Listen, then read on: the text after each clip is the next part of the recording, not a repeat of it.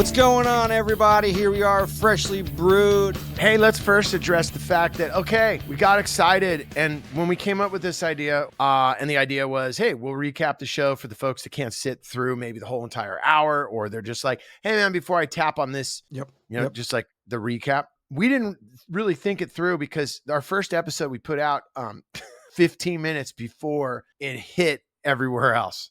So now this is our first episode, which we are on the new schedule of, I don't know, about 3 or 4 days afterwards. So this is your opportunity to have a listen of what we took from this week's episode with Dana Carvey. If you're going to spew into this. So good. And obviously all the impersonations that he's done over the years, he did Bush. Obviously he did Church Lady. That was legendary. Ross Perot. Ross Perot. I loved him, on Wayne's World as Garth. But it was cool to see him and Jim groove. I've seen, Carvey do Garth. I've seen him do Church Lady. I've seen him do Master of Disguise, which the amount of characters he does in that movie is insane. But I've only known him for those movies and his characters, and I don't know who he was. So that's why when Jim does these things, it's great because you get to know the person. It's crazy to see someone that you've seen acting on the screen do this and that character talk about real life. I only know him through Saturday Night Live. I in the movies, and I feel like he's been kind of private, like Kevin Nealon, you definitely see around because he's, working regularly. And some other people from Saturday Night Live, you'd see roll into the Improv or the Laugh Factory and stuff like that. Dana wasn't one of those guys. And I remember hearing, I think he went out to do shows at this club in the Valley called the Ha Ha, which is a cool little club out in, in the Valley up in LA. And he would go out there to work out material, but it sounded like from this, he wants to come back and kill and murder and really get his, as he called it, reps. That's the nerdy stuff I love when I hear two comics is talking about how they want to get back to where they were or what they do to get to where they are.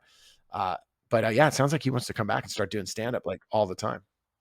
It's funny you brought something up, Dana mentions about attacking the audience. It's okay to attack. You can sort of forget what you used to do and then really attack the audience in stand-up, and it's fun. So anyway. And you're always talking about murdering or killing it. Why do comedians glorify violence against audience members?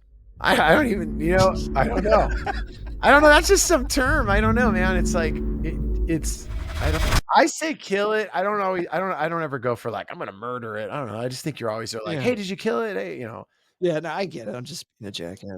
I think if I was to give a 4-1-1 on this, you got two guys that both were on SNL, and two guys that respected each other before they knew each other. And now after them, being on the podcast and doing each other's podcast, I feel they kind of rekindled the relationship, and it was kind of cool to watch that happen in real time. From the moment I met you, I felt you were an incredible soul. And so that's always number one to me. Once, I know a lot of people who once I see something dark or just something from them, I don't care how talented they are. I don't care. I really don't care. But you are one of the people that I met, and you came on the set, and from the day it was so impactful, not because you were Dana Carvey, that's the guy that was the SNL guy. There was something about your soul that was incredible, and I don't know how to describe it, but I know when I feel it.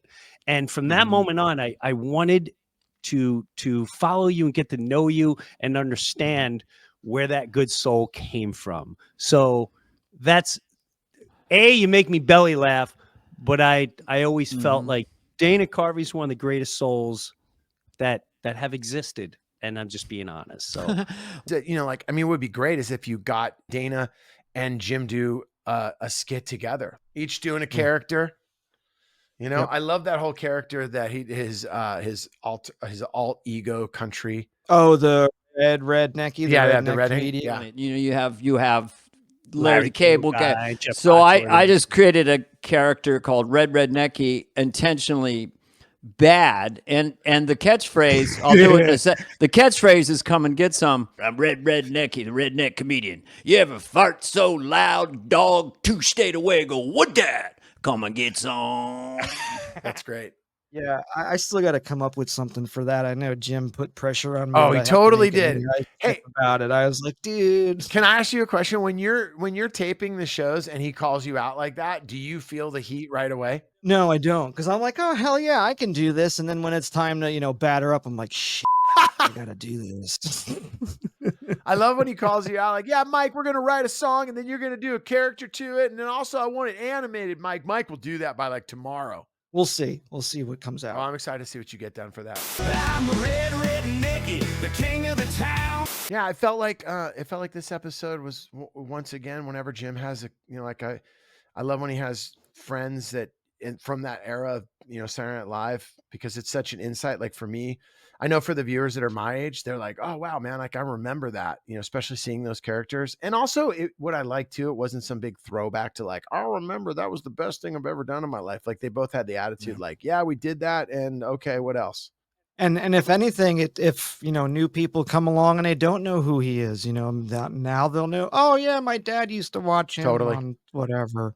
Well, that's the thing. People coming out to Breuer, they know him from the podcast sometimes more than they ever knew he was on Saturday Night Live. That trips me out. Yeah, it does. I mean, you've been there when people are like, oh, he was on TV, and you're like, yeah, and they just know him from this. So that about does it for this week's episode of Freshly Brewed. If you haven't already, go check out episode 151 with Dana Carvey. And you can check out the whole thing uncut and uncensored at jimbreuer.com/Patreon. See you guys out on the road. See you on the road. Later, Mike. Later, dude.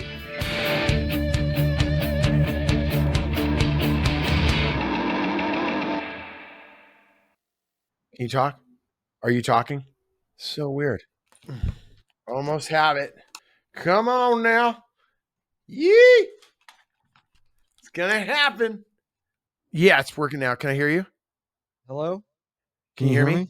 Yeah, I can hear you right now. No, I can't hear you. You can't hear me? No. Are you kidding around? Yeah. How am I answering you?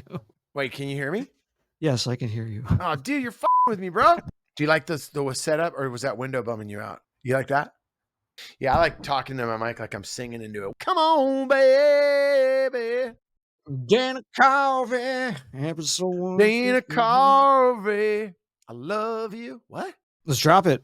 Episode 151. Dana Carvey. Check it. Is that the intro? Yeah, sure. Now that you've had to digest it and about to back it out. No, maybe that won't be good. Cut that. And now that you've had this episode digested and about to push it out. No, that's not good. And now that you have it digested. Leave it in. Hey, what happens when you drink coffee? Here comes Freshly Brewed. Dude, how did this happen? Stop it. What if Jim heard all that? He's like, what are you guys doing?